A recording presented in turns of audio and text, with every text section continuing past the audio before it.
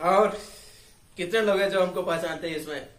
देखिए मैं पूछ इसलिए रहा हूं क्योंकि ये 11th का पहला क्लास होगा जिसमें हम लोग क्या करेंगे, सिलसिलेवार यानी एकदम पूरा क्रम वाइज पढ़ेंगे। ठीक है, सीक्वेंस वाइज हम लोग क्या करेंगे, स्टडी करेंगे। तो चलिए हम लोग सीक्वेंस वाइज से स्टडी को क्या करते हैं कि शुरू करते हैं, और इसमें जितनी भी चीजें आएंगी हम लोग यही से क्लियर करते रहेंगे। सबसे पहली बात यह है, हमने जो क्वेश्चन पूछा उसका आप जवाब जरूर देना कि कितने लोग हमको पहचानते हैं। जो हमको पहले से पहचानते हैं वो यस सर करेंगे, जो इसमें मतलब कि आज ही हमको जाने हैं वो यहाँ पर नो सर करके या आज से जान रहे हैं ये आप लिख सकते हो। ये आपके मतलब आपके लिए टास्क है। सबसे पहला टास्क फिजिक्स का यही होगा। सर ये कैसा टास्क है, अगर ऐसा टास्क मिले तो फिजिक्स तो बहुत ईजी है फिर। ठीक है, चलो भाई फिजिक्स तो इजी लगेगा ही क्योंकि आप केएम सर के साथ हो। तो बातें बातें मैंने अपना नाम भी बता दिया, और मैं ये भी बता दे रहा हूँ कि मैं कौन हूँ। I am the founder of 40 physics classes in Raxaul, east Champaran, Bihar. ठीक है, अब आप मेरे बारे में सब कुछ जान गए होंगे, क्लियर। अब अपने बारे में अगर मन करे तो कमेंट सेक्शन में बता सकते हो। अगर आप न्यू स्टूडेंट हो तो मेरे क्लासरूम वाले को तो मालूम ही होगा कि मैं कौन हूँ, क्या नहीं हूँ, वो बहुत बढ़िया से जानते हैं। लेकिन प्लीज जो बच्चे नए जुड़ रहे हैं, आज से इस चैनल पे जुड़ रहे हैं, आपके लिए मैंने एक वीडियो और बनाया हुआ है, आप उसको देख सकते हैं। इधर आई बटन में आएगा आपको लिंक। ठीक है, कि 10th के बाद में क्या करें, आपको आप उस सब्जेक्ट का चुनाव कर सकते हैं। अगर आपने चुन लिया है तो फिर उस वीडियो को देखने की कोई आवश्यकता नहीं है। ठीक है, लेकिन जो अभी भी कंफ्यूजन में है वो कमेंट सेक्शन में दीजिए कि इस वीडियो सर क्लियर नहीं हो रहा है, कुछ और एक्सेप्ट दीजिए, हमको कुछ और एक्सप्लेन कीजिए, उनके लिए मैं फिर से एक्सप्लेन कर दूंगा। चलिए वीडियोस को हम लोग क्या करते हैं कि शुरुआत करते हैं। हम जिस चीज के लिए आए हैं उसकी हम लोग क्या करते हैं कि आरंभ करते हैं। सबसे पहली बात ये कि आप जितने भी मुझको आज देख रहे हो, सुन रहे हो, तो आप कहीं ना कहीं साइंस के स्टूडेंट हो, तभी आप मुझको सुन रहे हो, देख रहे हो।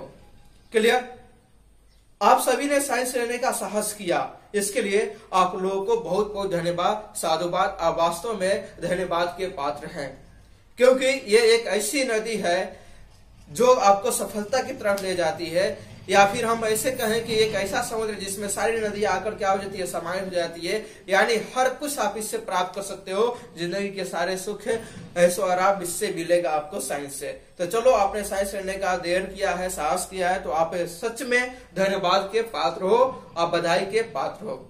तो now welcome to the physics world, यानी आपको एक भौतिकी की दुनिया में आपका स्वागत है, या कहें welcome to the science world, तो ये भी सही रहेगा। साइंस की दुनिया में आप सभी का स्वागत है। चलिए, अगर आप लोग आ गए हो उत्साहित हो पढ़ने के लिए फिजिक्स क्या होता है, क्योंकि मैं फिजिक्स का टीचर हूं तो फिजिक्स के बारे में बातें करूंगा। ठीक है, तो फिजिक्स क्या होता है, फिजिक्स की उत्पत्ति कैसे हुई, फिजिक्स क्या है सर, इन सारी चीजों का हम लोग क्या करेंगे, इसमें हम लोग समाधान लेंगे। ठीक है, सारी चीजों को क्या करेंगे, हम लोग एक्सप्लेन करेंगे। तो चलो, वक्त को बिना बर्बाद किए हम शुरू करते हैं कि फिजिक्स है क्या। कितने लोगों को मालूम है इसमें कि फिजिक्स है क्या? क्योंकि अगर ये ऑफलाइन क्लास होती तो मेरा पहला क्वेश्चन यही होता कि आप बताओ कि फिजिक्स क्या है। आज ऑनलाइन क्लास है, फिर भी मैं यही पूछ रहा हूं कि बताओ कि फिजिक्स क्या है। अगर आप लोगों को मालूम है फिजिक्स क्या है तो कमेंट सेक्शन में एक बार जरूर लिखना। नहीं तो अगर आप मेरे द्वारा दिए गए जवाबों को सुनकर मतलब कि आप जान रहे हो तो कोई जरूरी नहीं है लिखने के लिए। ठीक है, अगर आप कुछ इनदर जानते हो, जो चीजें यहाँ पर नहीं मैं बता रहा हूं, नहीं पढ़ा रहा हूं, उसको आप कमेंट सेक्शन में लिख सकते हो। देखो फिजिक्स क्या है, फिजिक्स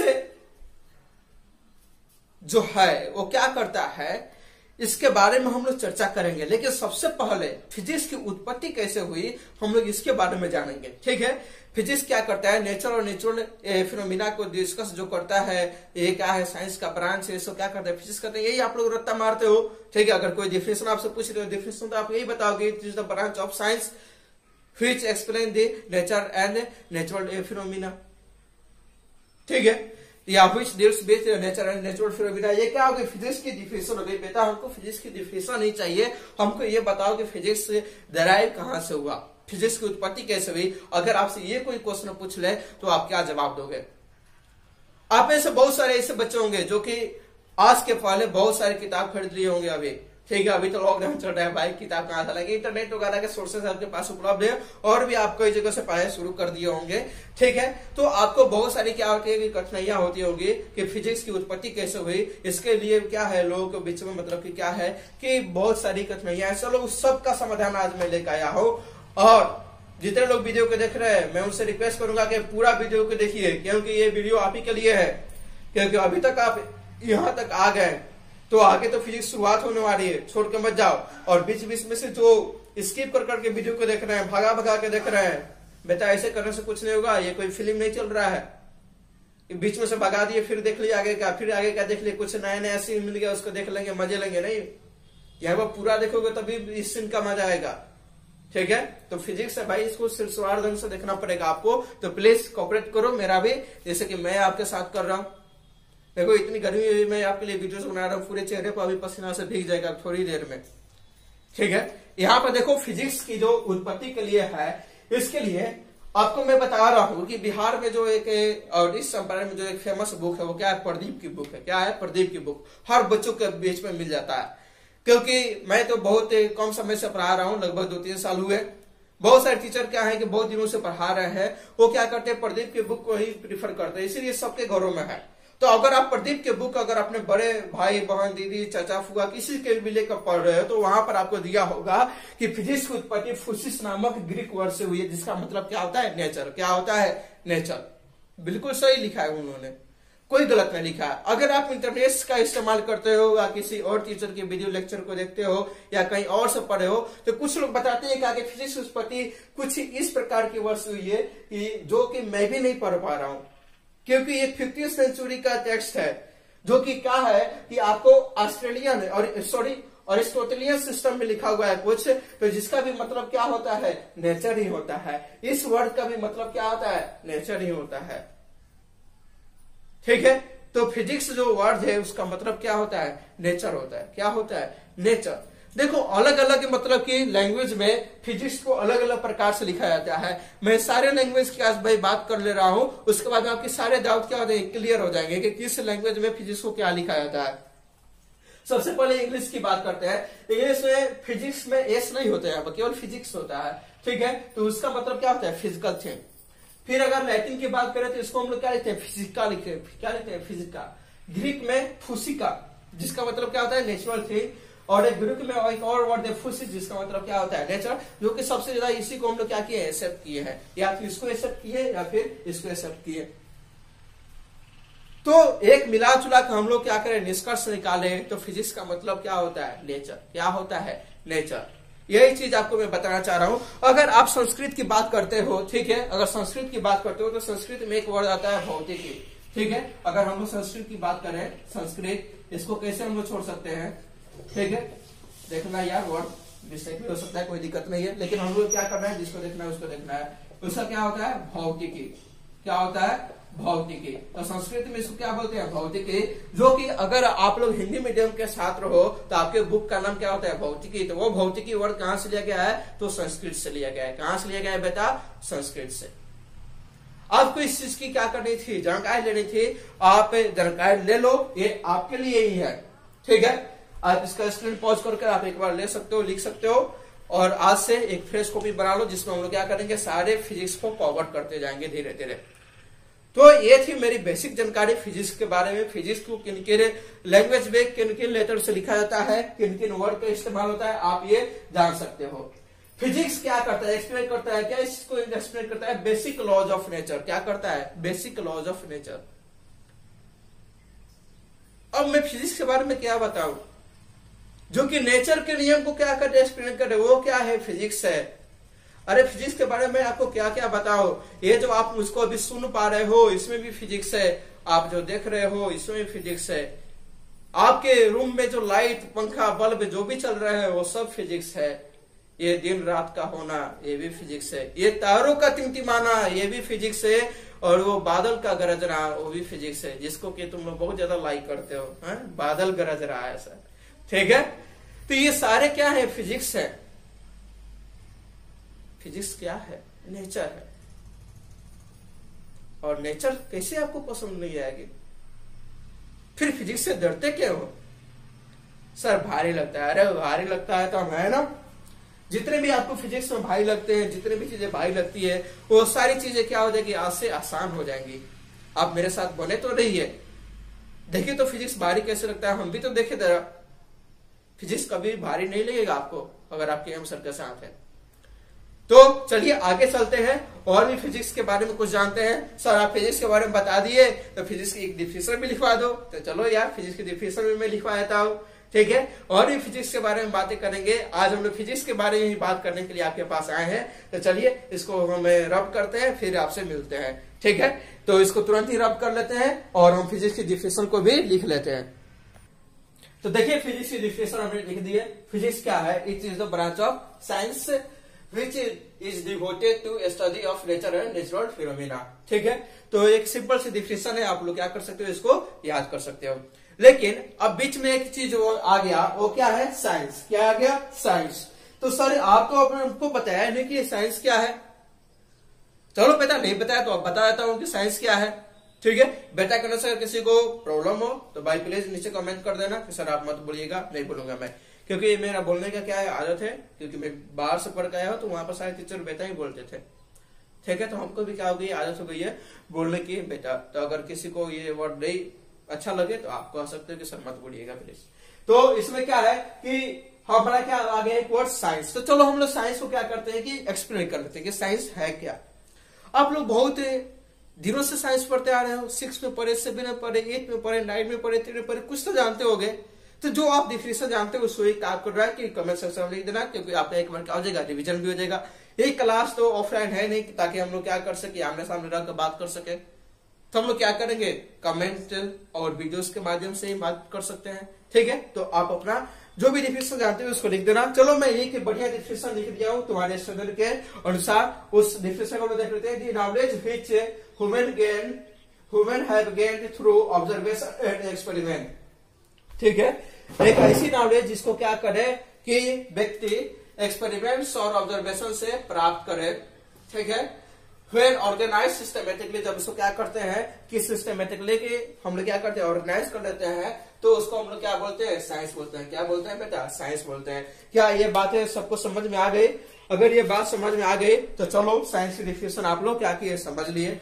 आपको ऐसे लेमैन के लैंग्वेज में अगर आपसे कोई पूछे चलते फिरते कि साइंस क्या है, व्हाट इज साइंस, तो आप क्या देते हो जवाब, ठीक है। किसी भी विषय के बारे में विशेष ज्ञान को क्या बोलते हैं, विज्ञान। क्या बोलते हैं, विज्ञान।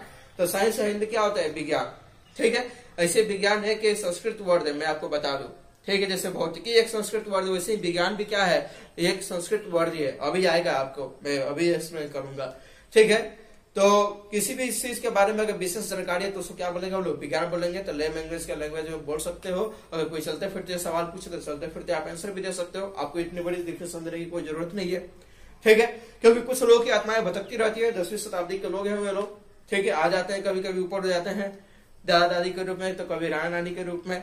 वो डिफिनेशन ही पूछेंगे आपसे, क्वेश्चन वगैरह नहीं पूछेंगे वो, क्योंकि न्यूमेरिकल्स से उस समय बहुत कम पढ़ाया जाता था। आज क्या है कि न्यूमेरिकल्स का जमाना है, कॉम्पिटिशन का जमाना है।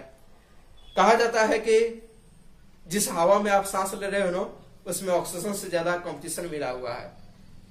तो ऑक्सीजन से ज्यादा कंपटीशन मिली हुई है हवाओं में। अगर जिंदा रहना है तो कंपटीशन के साथ तुमको आगे बढ़ना पड़ेगा, कंपटीशन पे तुमको लड़ना पड़ेगा, ठीक है। तो आगे आ जाओ। इसकी ओरिजिन जो हुई है, साइंस की ओरिजिन जो हुई है, इसकी ओरिजिन किससे हुई है, लैटिन वर्ब से, ठीक है। एक लैटिन वर्ड है, ये लैटिन वर्ड क्या है, वर्ब है। तो हमने क्या लिखा है, Latin verb. Latin verb scientia से हुई है, जिसका मतलब क्या होता है, नो। क्या होता है, नो। टू नो मतलब जानना। क्या होता है, जानना। संस्कृत में इसके लिए वर्ड विज्ञान यूज होता है, और अरेबिक वर्ड जो होता है इलम, वो यूज होता है इसको डिनोट करने के लिए। तो उसका मतलब भी क्या होता है, नॉलेज ही होता है। क्या होता है, नॉलेज होता है। संस्कृत में विज्ञान बोले या अरेबिक में इलम बोले, इन दोनों का मतलब क्या होता है, विज्ञान होता है, ठीक है। तो अगर आप लोग गांव वाले हो और स्पेशली अगर बिहारी हो तो आप एक लैंग्वेज को जानते होगे, भोजपुरी। भोजपुरी में लोग कहते हैं कि आगे कौन काम करके इलम नहीं है, वही इलम ही है शायद, मेरे दृष्टि के अनुसार। अब क्या है क्या नहीं है आप पूछे ना एक बार, क्या है इलम, ठीक है, इसी को शायद इल्म कहते हैं लोग, यानी वो लोग भी जानते हैं कि विज्ञान के बारे में क्या होता है, थोड़ा बहुत वो लोग भी जानते हैं। क्लियर। अब देखो ये साइंस को कितने भाग में हम लोग डिवाइड कर सकते हैं, जिसको दो भाग में मेनली डिवाइड कर सकते हैं, एक फिजिकल साइंस, एक बायोलॉजिकल साइंस। क्या है, एक फिजिकल साइंस और दूसरा क्या है, बायोलॉजिकल साइंस। इन दोनों भाग में क्या कर सकते हैं, हम इसको डिवाइड कर सकते हैं। सर हमने तो सुना है कि फिजिक्स के 3 पार्ट होते हैं, फिजिक्स, केमिस्ट्री या मैथ या बायोलॉजी। हाँ सर, तो यही बताए थे। चलो उसके बारे में भी चर्चा करेंगे, तो चलो चर्चा कर लेते हैं। ठीक है, तो इसको मिटा देता हूं, फिर मैं इसके बारे में चर्चा करता हूं। चलो, तो साइंस को हमने कितने भाग में डिवाइड किया, फिजिकल साइंस और बायोलॉजिकल साइंस। कितने लोगों को ये बात हजम नहीं हुई होगी, क्योंकि उनके घर में कोई ना कोई सीनियर तो होंगे जो कि उनको पढ़ा रहे होंगे या टीच कर रहे होंगे, या फिर किसी और टीचर का आपने वीडियो लेक्चर देखा होगा, या फिर कहीं और से आपने ज्ञान प्राप्त की होगी। तो वहां पर साइंस को क्या बताया गया था, 3 भागों में बताया गया था। ठीक है, हमने क्या किया, 2 भाग में बताया। तो भाई जो आपको साइंस को 3 भाग में बताते हैं, फिजिक्स, केमिस्ट्री, बायोलॉजी या फिर मैथ, वो साइंस में लेने वाले सब्जेक्ट के बारे में बताते हैं। क्या बताते हैं, साइंस में लेने वाले सब्जेक्ट के, कि आपको 12 में अगर साइंस है तो 11th में साइंस है तो ये सब्जेक्ट पढ़ना है। ठीक है, तो आपको क्या पढ़ना पड़ता है, फिजिक्स, केमिस्ट्री, फिर क्या पढ़ना था, बायोलॉजी या फिर मैथ। बायोलॉजी वो पढ़ते हैं जिनको डॉक्टर बनना होता है, मैथ वो पढ़ते हैं जिनको इंजीनियर बनना होता है। क्लियर। बेसिकली मतलब कि इसी से डिसाइड होता है क्राइटेरिया। तो दूसरी बात यह है कि सर आपने इसको क्यों दिया, तो इसमें क्यों दिया बेटा, अभी आपको समझ में आ जाएगा। इसके हम लोग डिफिनेशन पढ़ेंगे तो सारे जितने भी प्रकार के साइंस होते हैं सारे इसमें क्या होंगे, समाहित हो जाएंगे, एकदम पूरा एक साथ आ जाएंगे। क्लियर। तो यहाँ पर देखो केमिस्ट्री केवल केमिस्ट्री नहीं होता है, केमिस्ट्री के 3 पार्ट और होते हैं।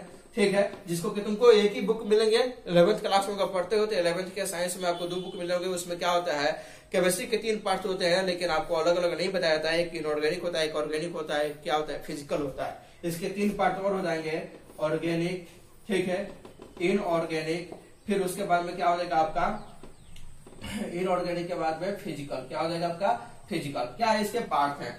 ठीक है, तो इसका क्या हो गया, पार्ट हो गया। फिर बायोलॉजी के देखो तो बायोलॉजी के 2 पार्ट हो जाते हैं, एक हो जाता है तुम्हारा जूलॉजी और एक हो जाता है तुम्हारा बोटनी। अब देखो यार, तुम सब क्या हो कि नए स्टूडेंट हो, तो घबरा मत जाना।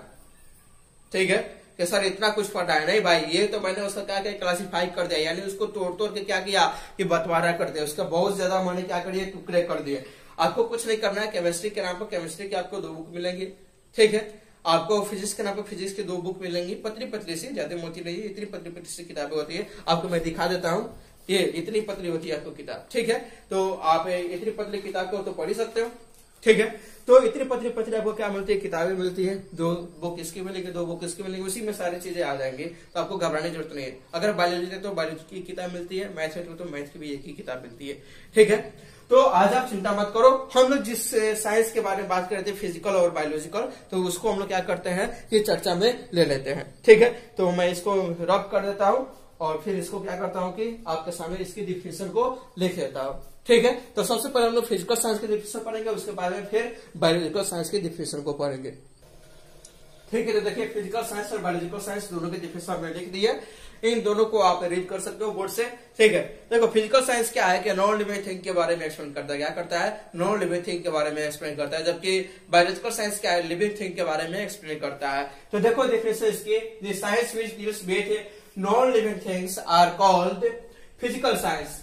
एग्जाम्पल के तौर पर क्या आ जाएगा, एग्जाम्पल के तौर पर आ जाएगा बेटा इसमें आपका फिजिक्स, केमिस्ट्री और भी जूलॉजी, जियोग्राफी, एस्ट्रोलॉजी, एस्ट्रोनॉमी, ओशियोनोलॉजी, बहुत सारे आते हैं। ठीक है, मैंने कहा था कि साइंस फिजिक्स 2 प्रकार के होते हैं मूलतः, एक क्या होते हैं फिजिकल और एक क्या होते हैं बायोलॉजिकल। तो फिजिकल साइंस में क्या क्या आ गया आपको, फिजिक्स और केमिस्ट्री।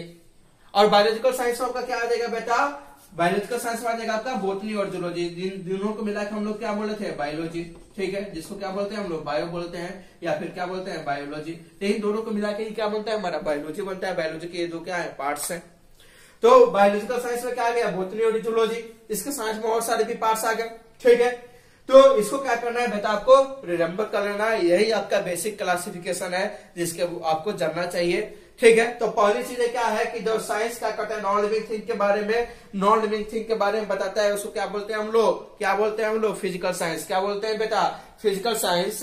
तो जो नॉन लिविंग थिंग के बारे में बताया, क्या बताया, नॉन लिविंग थिंग के बारे में, क्या हो जाता है फिजिकल। और जो लिविंग थिंग के बारे में बताया वो क्या हो जाएगा आपका, जो लिविंग थिंग के बारे में बताया वो क्या हो जाएगा आपका बायोलॉजिकल साइंस। बायोलॉजिकल साइंस में क्या आते हैं हमारे बोटनी और जूलॉजी आते हैं, और फिजिकल साइंस में क्या आते हैं, फिजिक्स और केमिस्ट्री आते हैं। क्या मेरी बातें क्लियर है? तो एक बार आप इसको नोट कर लो, ठीक है। अब आ जाओ, ये थी साइंस की इंट्रोडक्शन, फिजिक्स की इंट्रोडक्शन क्लास है, यानी हम लोगों ने इंट्रोडक्शन क्लास को आज क्लियर कर लिया है। अब हम लोग को साइंस के बारे में आगे पढ़ना है, तो कल का वीडियो लेक्चर हम लोग पढ़ेंगे, कल वाले वीडियो लेक्चर में, ठीक है, बेसिक मैथ्स के बारे में, ठीक है। बेसिक मैथ्स से ही हम लोग फिजिक्स के स्टडी कर सकते हैं, क्योंकि अगर फिजिक्स क्या है, किंग है, तो मैथमेटिक्स क्या है, क्वीन है। तो कोई भी राजा रानी के बिना नहीं रहता है। अगर राजा के पास जाना है तो रानी को भी तो आदर सत्कार करना पड़ेगा ना, उनके लिए भी कुछ लेके जाना पड़ेगा। तो चलो सबसे पहले हम लोग क्या करेंगे, मैथमेटिक्स के बारे में पढ़ेंगे, फिर हम लोग फिजिक्स की शुरुआत करेंगे। कहा जाता है कि physics is the king of science and mathematics is the queen of science. ये किसी का स्टेटमेंट है, आप देख लेना, वहां पे मिल जाएगा इंटरनेट पर भी। आजकल तो बहुत सारे ऐसे ही कोर्स मिलते रहते हैं, वहां पर आप कहीं पर भी पढ़ सकते हो, ठीक है। तो जो बच्चे बायोलॉजी लेना चाह रहे हैं साइंस में, 11 साइंस में, वो सोच रहे हैं सर हम मैथ्स के ऊपर है सर, मैथ्स के डरते हम बायोलॉजी लिए थे। बेटा डरने की कोई बात नहीं है, क्योंकि आपको जो बताया जाएगा वो क्या पढ़ाया जाएगा, बेसिक आपको मैथ्स पढ़ाया जाएगा, एकदम बहुत ही इजी होगा। और केएम सर के साथ रहोगे तो सब कुछ इजी होगा यार, हर चीज आसान है। और देखना भारी नहीं लगेगा, ये मेरा तुमसे दावा है, और ये प्रॉमिस जो मैं कर रहा हूँ, इस प्रॉमिस को मैं निभा के रहूंगा। फिजिक्स कभी भारी नहीं लगेगा। फिजिक्स के जो मैथ्स हैं उनको पढ़ना हमारे लिए जरूरी है, वो मैथ्स बहुत ही मतलब इजी है। कल देखना, कल वाले वीडियो लेक्चर्स में जब भी अपलोड हो उसमें आपको क्या मिलेंगे, उसको आपको मिल जाएंगे कि मतलब कि कितने इजी है मैथ्स। आप जो 10th में मैथ्स पढ़े हुईगा, अगर समझ में नहीं आएगा तो मेरे से पढ़िएगा तो जरूर समझ में आएगा, क्योंकि मैं आपको बहुत ही इजी वे में समझाने वाला हूँ। आप उसके बाद में कहोगे क्या कि सर क्या काश आप हमको 10th में मिले होते और मैथ पढ़ाए होते तो आज हमारी बहुत बढ़िया मार्क्स आते हैं, ठीक है। तो ये आप जरूर कहोगे, चलो यार 10th में नहीं मिले 11th में मिले ना, अब तो पढ़ लो। तो डरना मत, कल वाला लेक्चर आप जरूर अटेंड करना, जब भी अपलोड होता है आप उसको अटेंड करना, उसको पढ़ना, ठीक है। कोई भी प्रॉब्लम होती है तो आप उससे डायरेक्ट सवाल करो। आपको जब भी यूट्यूब खोलोगे तो यूट्यूब को हमारा चैनल खोलना, वहां पर आपको बहुत सारे लिंक मिल जाएंगे, जैसे कि मेरा ईमेल आईडी होगा आप मिल जाएगा वहां पर आपको, फिर वहां पर फेसबुक का आईडी मिल जाएगा, मैसेंजर आईडी मिल जाएगा, पेज का आईडी मिल जाएगा, एक न्यूमेरिकल पेज बनाया है उस पर भी बहुत सारे क्वेश्चन, उसको भी आप कर सकते हो, ठीक है। तो आप वहां से भी मुझसे जुड़ सकते हो, व्हाट्सएप वगैरह भी वहां पर मिल जाएगा, पेज पर जब जाओगे तो व्हाट्सएप नंबर भी मिल जाएगा, तो आप उससे डायरेक्ट कॉन्टेक्ट भी कर सकते हो। तो चलो बच्चों धन्यवाद, आज हम लोग इतना ही रह जाते हैं, वीडियो थोड़ा बड़ा हो गया था, ठीक है, कोई बात नहीं। हम लोगों ने सारे कंटेंट को अच्छे से समझ लिया है, अच्छे से सीख लिया है, ये बात की मुझे खुशी है, ठीक है। तो चलिए आप सभी को तहे दिल से धन्यवाद, और मैं विदा लेता हूँ, फिर मिलूंगा अगले वीडियो लेक्चर में। तब तक आप लोग घर पर रहिए, सुरक्षित रहिए और मजे के साथ फिजिक्स पढ़िए, क्योंकि हम सर आपके साथ हैं। क्लियर।